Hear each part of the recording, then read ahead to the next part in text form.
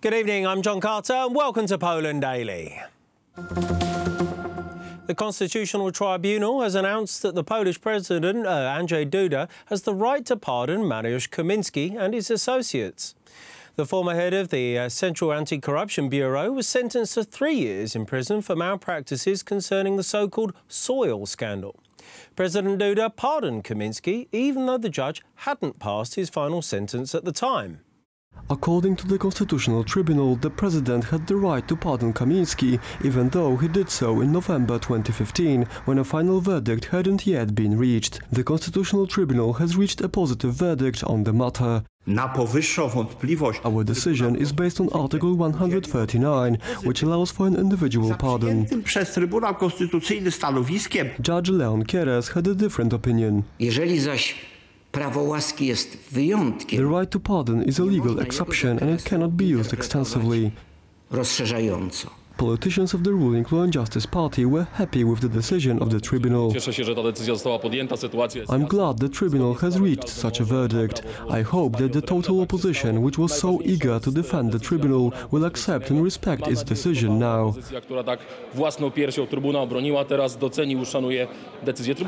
However, the opposition argues that the verdict was dictated by the Law and Justice Party. There is no tribunal in Poland. All that's left is the name of the institution, a building and a person calling themselves the president of the tribunal. The only question to ask is when did Law and Justice write the verdict? Beata Mazurek, the Law and Justice Party spokesperson, responded to these accusations. No verdict is being written by us. We've been criticized by the opposition for the past 2 years, so this doesn't surprise us. We've said from the start that the president is entitled to give such pardon. In 2007, the CAB compromised an advisor for the Minister of Agriculture by offering him a fake bribe. Marcin Kaminski was sentenced to prison for his involvement in the operation, which was found shady by the prosecution. The Constitutional Tribunal supported President Duda's decision, even though the opposition accused the president of breaking the most important legal document of Poland. Today, the tribunal proved the opposition wrong. New funding for one of Poland's oldest companies has been approved today. PESA Bydgoszcz is the largest Polish manufacturer of railway vehicles, originally founded in 1851.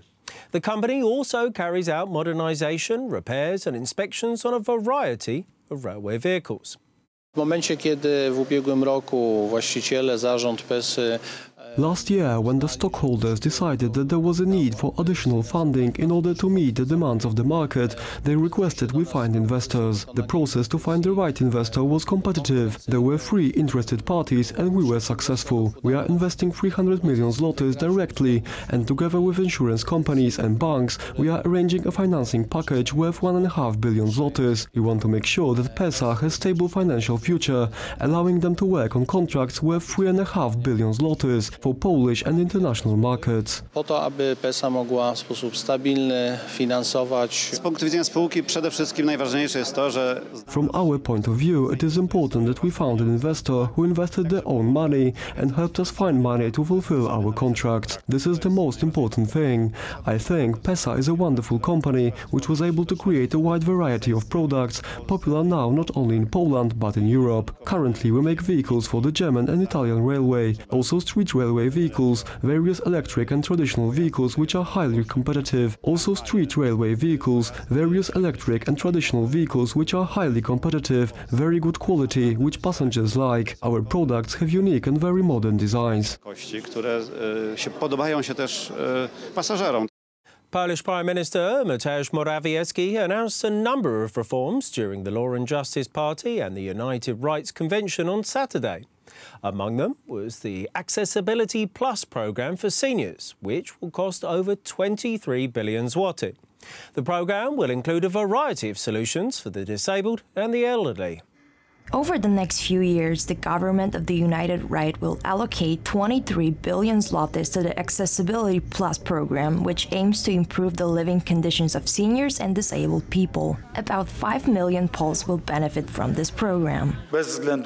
Regardless of the age or the level of deficiency, I would like everyone in Poland to be able to safely get out of the house, shop or get things done in the office. So this program is for people with disabilities, but also for mothers with children, for people with with a broken leg or people who suffer disabilities for various reasons. The new program is primarily to help to remove architectural and legal barriers that make life difficult for people in need. Polish Prime Minister Mateusz Morawiecki pointed out that changes must cover housing construction so that will become increasingly elderly and disabled friendly. Chcę podkreślić, że wprowadzenie konkretnych przepisów, które zagwarantują dostępność I want to emphasize that the introduction of the specific provisions that will guarantee accessibility in the conduct of construction investments is also the key to success, because it is not only the reconstruction of existing institutions, but also the new ones that are to be built to a high standard.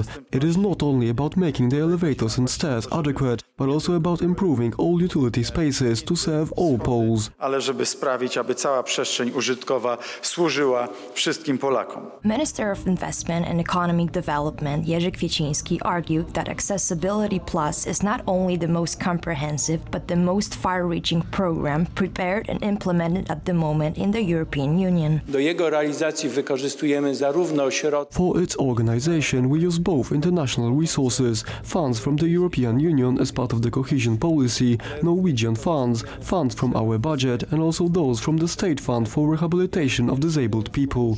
So this is a program with a budget of over 23 billion zlotys at the moment. Ponad 23 miliardów złotych. A few weeks ago, the Prime Minister said that spendings on support for seniors and the disabled should be close to the cost of the Family 500 Plus program. Since the 1st of April 2016, the government have spent over 42 billion zlotys on family benefits.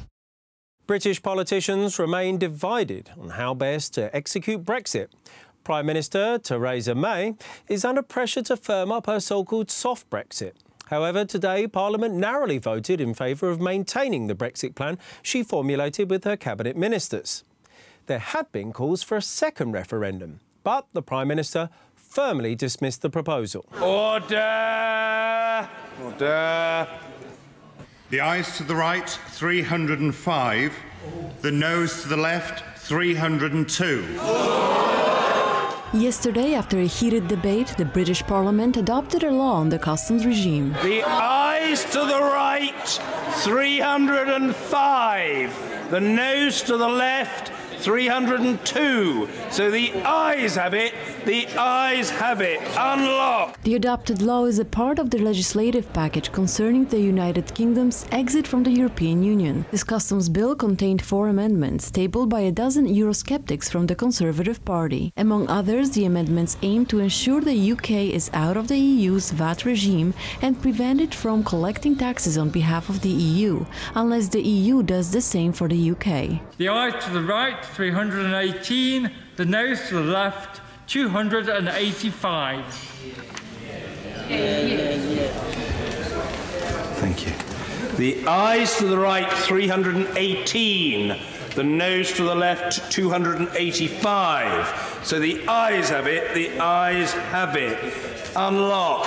Before the law becomes applicable, it will go to the upper house of the parliament. The results of yesterday's vote in the House of Commons means that the Brexit plan prepared by Prime Minister Theresa May is moving forward. I would not have gone through all the work that I did to ensure that we reached that agreement, only to see it changed in some way through these bills. They do not change that Chequers agreement. They do not change that Chequers agreement. One of the main problems with Brexit is the unresolved issue of the future legal status of Northern Ireland. This was pointed out by David Davis, who was the Brexit secretary but resigned from his post last Monday in protest against what he saw as far too soft negotiating strategy of the British government. I'll be supporting the government on the bill and on the customs union elements where there's a challenge to them, but I'll also probably support one of the